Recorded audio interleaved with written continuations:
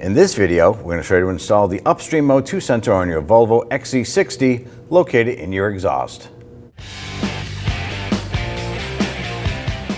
Now underneath the vehicle, you want to go ahead and locate the cradle itself here, and your exhaust is running right down the middle of the vehicle. Now if you look underneath, you have your catalytic converter, you have your downstream O2 sensor right here. You want to go forward, and right here is the upstream. This is the one we're going to be replacing. And if you follow the wire down, it runs around, and the connector is right up on top of this cradle right here. And if you follow the wire around, it goes above this connector here. You can reach up through the cradle, and this right here is the connector we need to get to. Now you can get a hand up in here. It's a little bit tough because normally to disconnect these you need two hands. So what we're going to do is we're going to pop this one out. You know, it's just a little plastic retainer here. I'm just going to gently tap this up and out.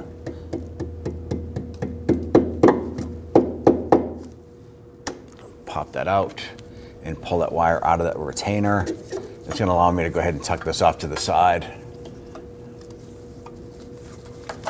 On the top, there's a little tab you can push down on and then grab this end here and pull it out. In most cases, it's going to be dirt and debris stuck inside here, and this is going to be tough to pull out. So I like to use a little bit of spray solvent and just go ahead and try and flush that out. I'm going to go ahead and grab this connector right here and reach up there and push down on this. There it is. Take that down. I'm going to go ahead and remove the little harness retainer here. This holds both of the harnesses together. Now let's go ahead and pull the sensor out of the exhaust pipe. Now we're going to use a 22mm open-end wrench, or you can use a O2 sensor socket. Sometimes you have to heat up around the exhaust here in order for the rust to break free on this. Let's see if we can get on here and loosen this. There it is. This one came out pretty simple. Sometimes you work it back and forth to clean up those threads as you're removing it.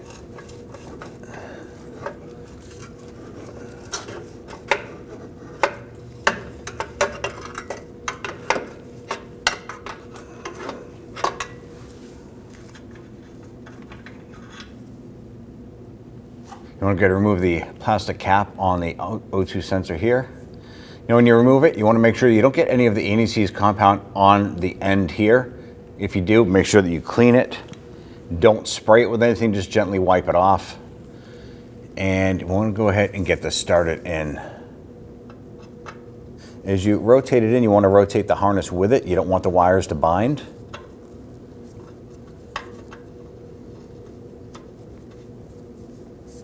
And then go ahead and thread that in. Now there is a crush washer on here.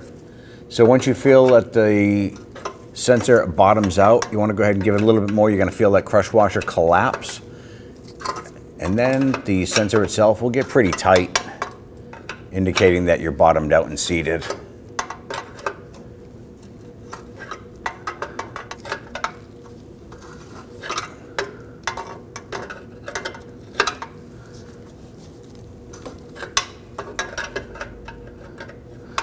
I can feel that crush washer bottoming out and seating.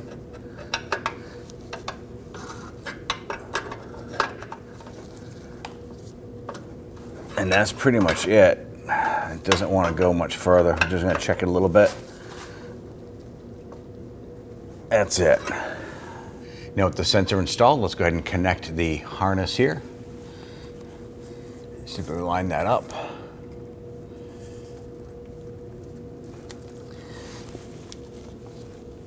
You're going to push in, you're going to feel it and hear it click into place. Now we're going to go ahead and grab our other O2 sensor harness here, bring that around, line that back up, and insert that back into the frame with a cross member there. Don't forget to grab your little retainer here, bring those wires on over together. Now if you happen to have a check engine light on for the sensor here, go ahead and use the proper scan tool, clear that code, and then go for a road test. When only the best will do, demand TRQ. The only company that lets you view before you do. TRQ is committed to offering the highest quality aftermarket auto parts that are engineered for peace of mind. Thanks for using and viewing with TRQ.